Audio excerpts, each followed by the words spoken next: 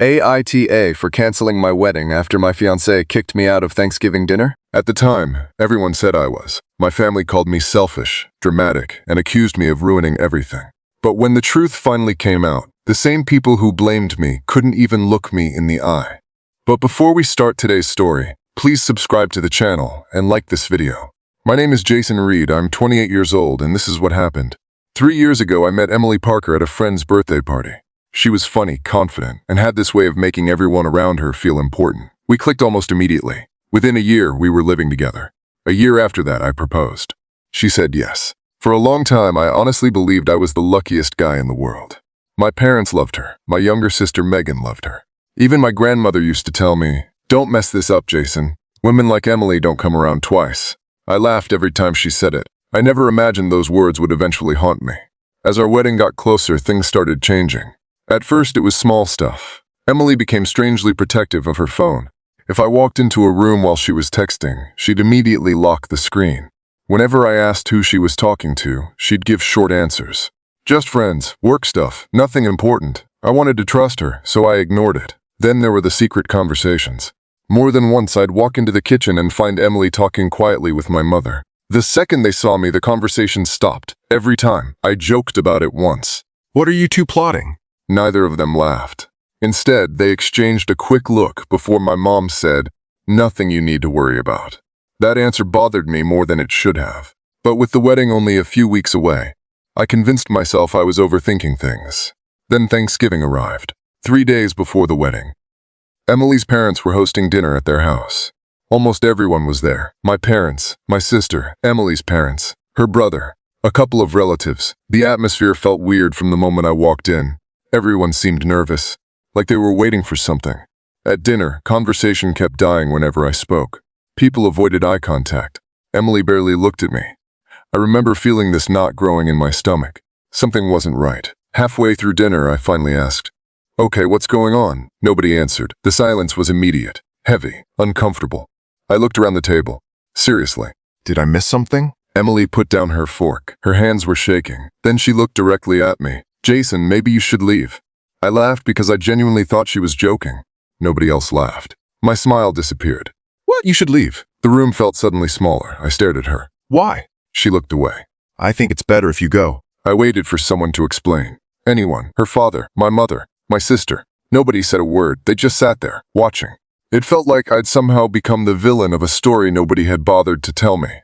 I pushed my chair back. "Can someone explain what the hell is happening?" My mother stood up.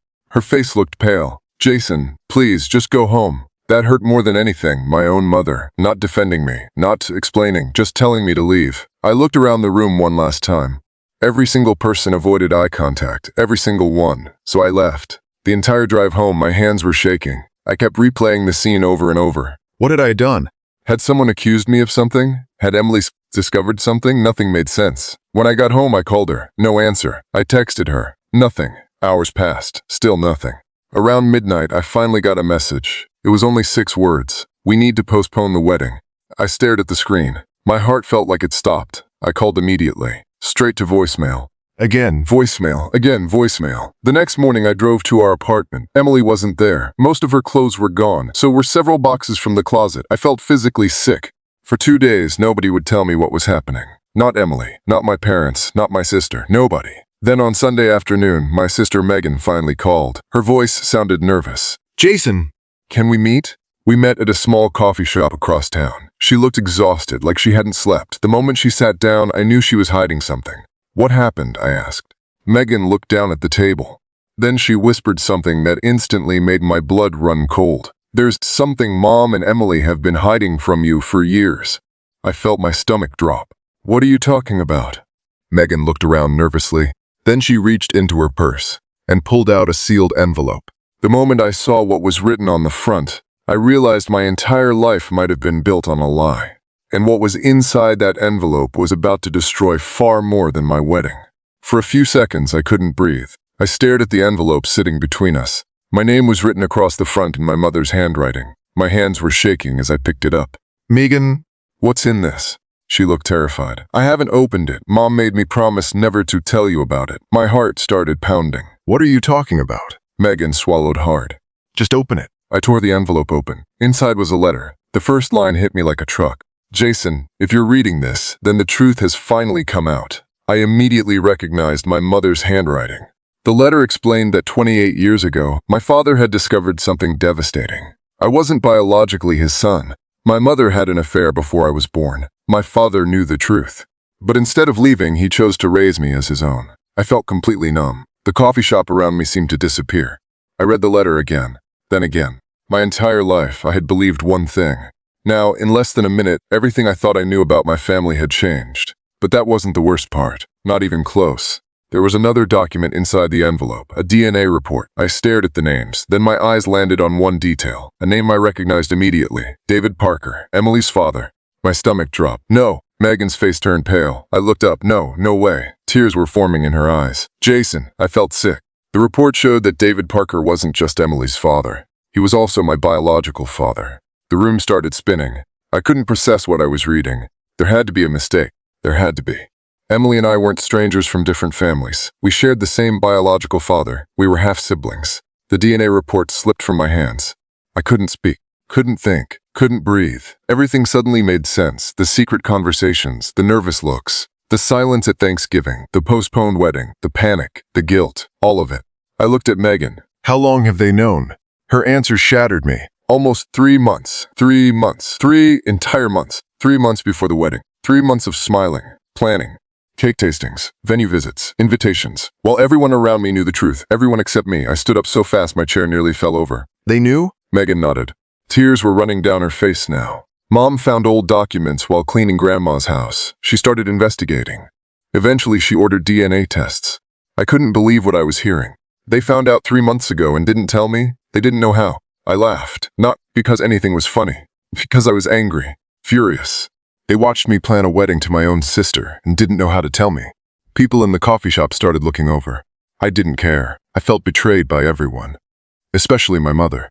Especially Emily. I left immediately, and for the first time in my life, I ignored every phone call that came in. A few hours later, my mother showed up at my apartment. The second I opened the door, she burst into tears. I wanted to tell you. No, you didn't. Jason, no. Years of trust exploded out of me at once. You had 3 months. She cried harder. We were trying to protect you. I couldn't believe those words. Protect me? By letting me spend 3 months planning a wedding that should never have happened? She didn't have an answer, because there wasn't one. Eventually, she admitted the truth. At first, they hoped the DNA test was wrong. Then they ordered another one. Same result. After that, everyone panicked. Nobody knew how to tell us.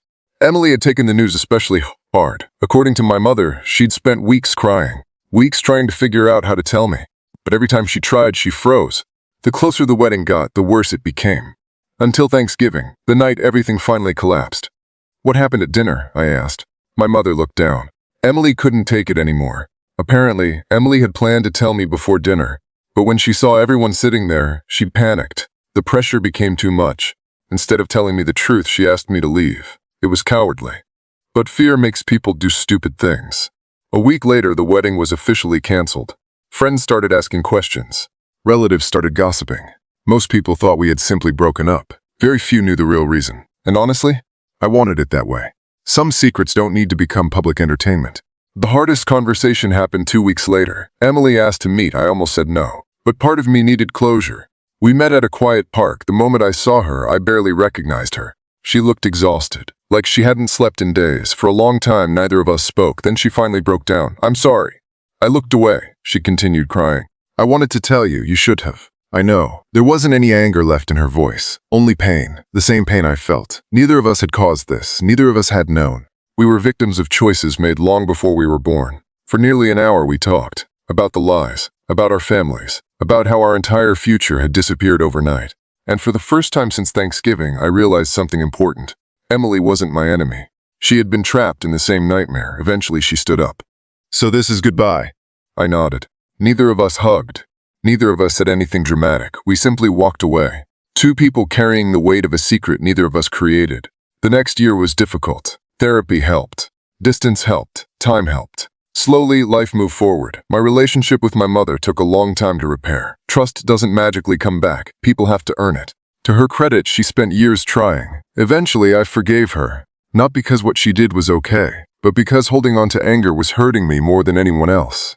Today, 4 years later, my life looks completely different.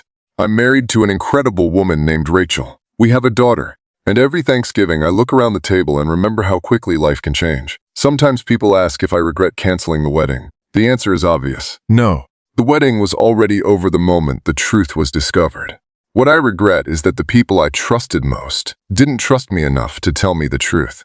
If there's one lesson I've learned from all of this, it's that painful truths are almost always better than comfortable lies.